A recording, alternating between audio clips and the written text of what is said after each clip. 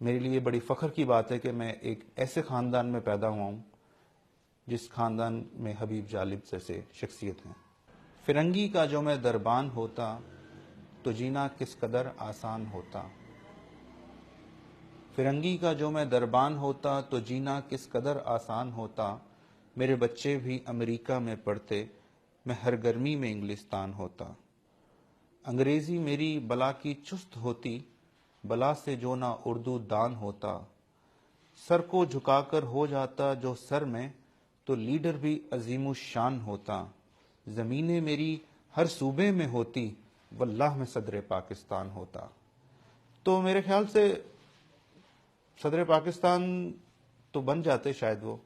لیکن ان کو صدر پاکستان نہیں بننا تھا۔ ان کو جو رتبہ اللہ تعالیٰ نے عطا کیا ہے وہ صدر پاکستان سے بھی بلند رتبہ ہے۔ میانی افغانہ میں پیدا ہونے والا حبیب احمد اپنی شاعری کے ذریعے جالب تو امر کر گیا، خواہش کے باوجود اپنے بچوں کو پر آسائش زندگی نہ دے سکا،